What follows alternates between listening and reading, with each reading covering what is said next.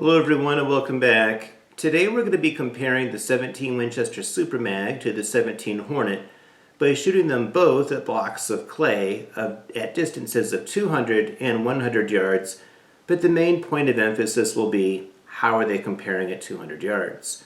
We'll start by taking a quick look at the numbers on each of them, and then we'll go right out into the field and see how those numbers might translate when we take them off the paper and begin to apply them. If you like today's video, by all means, please remember to click the like button, do subscribe, and turn on the notifications icon if you haven't already done so. And as always, we're looking forward to your comments. Thanks again.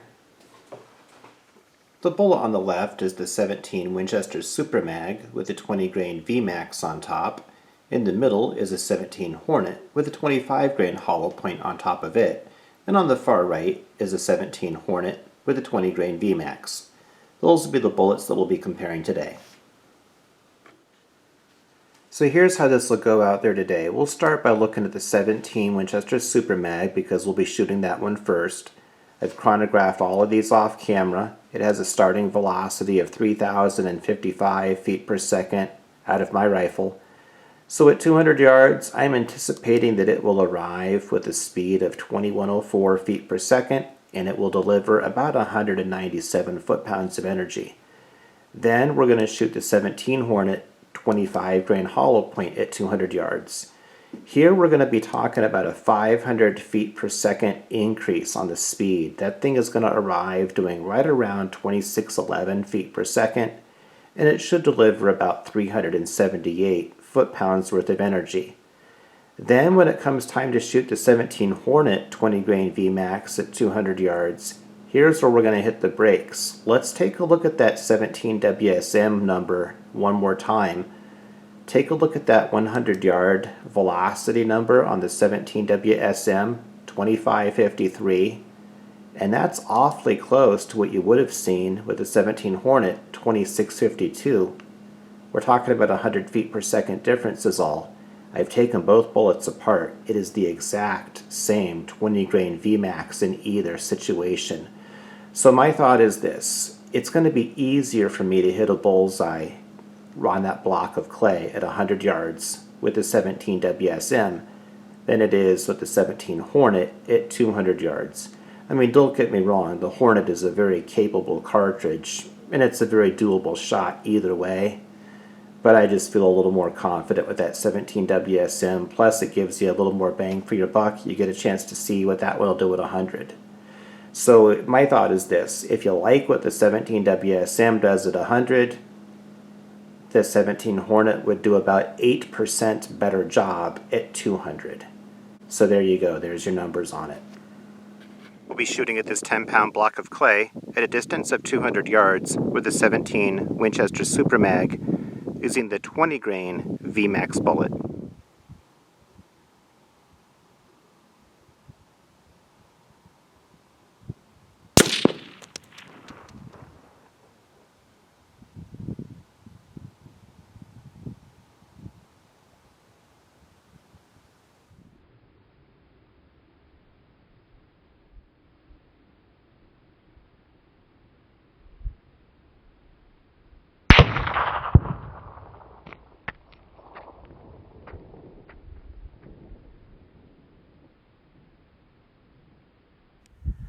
Okay, walking up right now to the 10-pound block of clay that was just hit at a distance of 200 yards with the 17 Winchester Super Mag 20 grain VMAX bullet.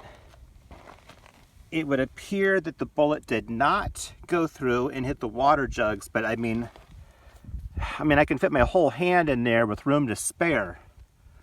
So that is a massive amount of damage for a little 20 grain bullet.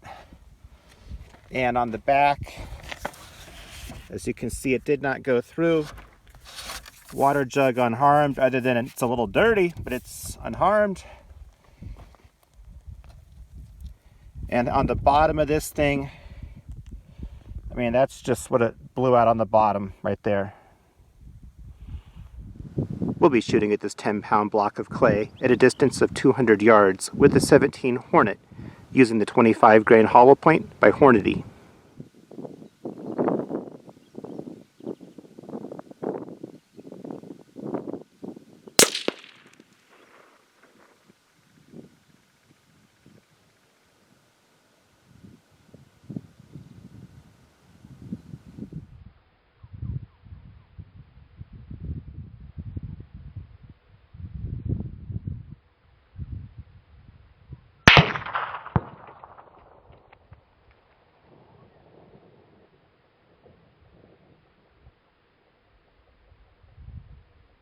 Walking up right now to the 10-pound block of clay that was just hit at a distance of 200 yards with a 17 Hornet using the 25 grain hollow point by Hornety.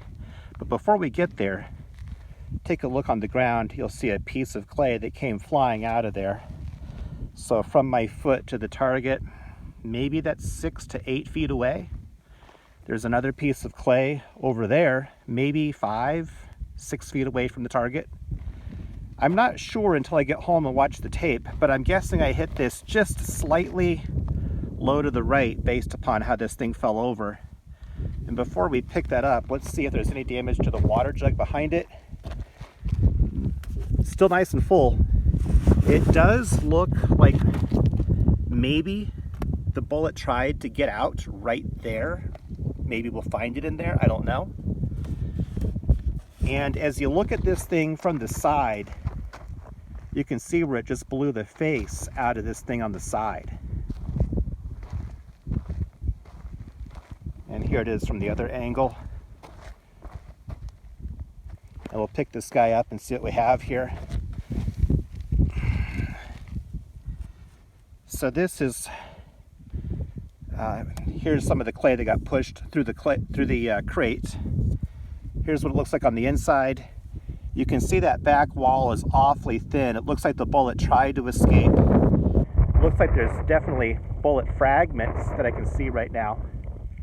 Hopefully the camera picks it up good enough. But that's the damage at 200 yards. We'll be shooting at this block of clay, distance 100 yards, using the 17 Winchester Super Mag 20 grain VMAX bullet.